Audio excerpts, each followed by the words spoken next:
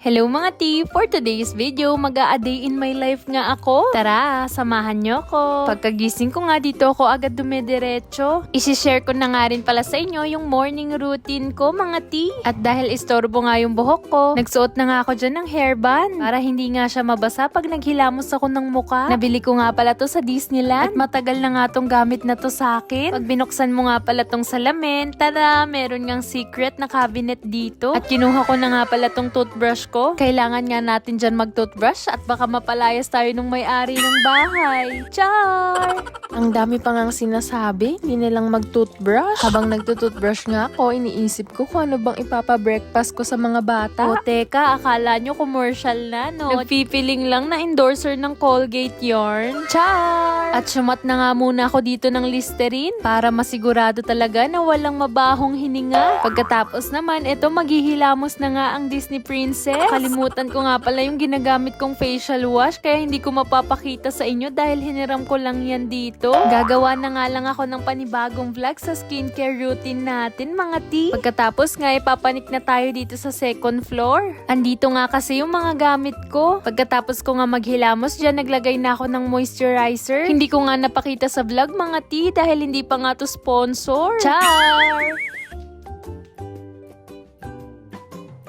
Pagkatuyo nga ng mukha natin, ito naman yung ilalagay natin. Sunscreen nga to na Skin Aqua. Hindi pa rin naman to sponsor. Ewan ko ba kung ba't pinakita ko? Baka kasi may gusto magpa-promote. Char! At dahil bulag pa nga ako niyan, wala akong makita. Kinuha ko na nga tong salamin ko. At konting pakyut nga lang dito at konting stretching dahil napakasakit nga ng balikat ko. Atas nga ng mga ritual ko sa buhay, ito magkakape na tayo.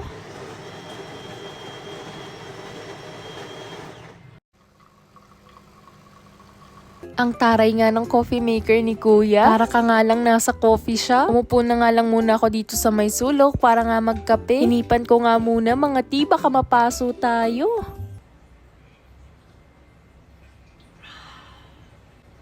Sayang nga at wala akong pandesal dito. Mas masarap sana ang kape kapag may kapartner na pandesal.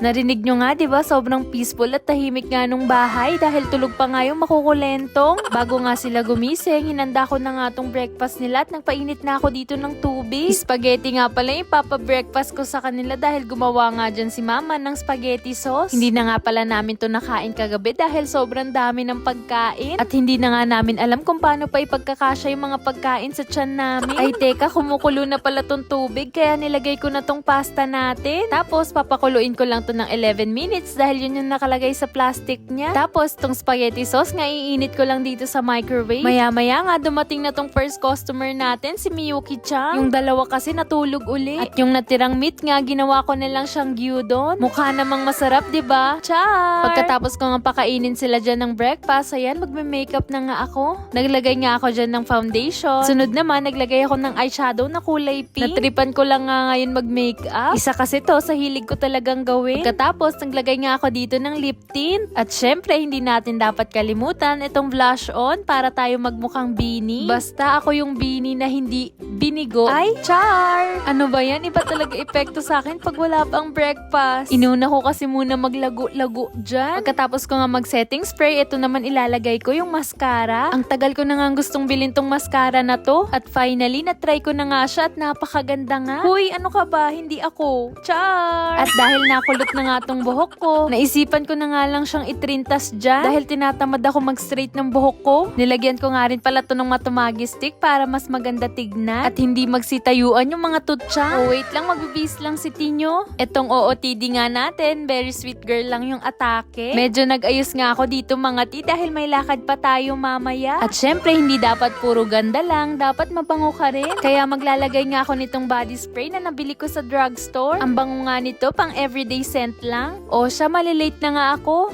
Kaya yun muna for today's video. I hope you enjoyed this vlog. Thank you for watching. それじゃあ、またね. Bye bye!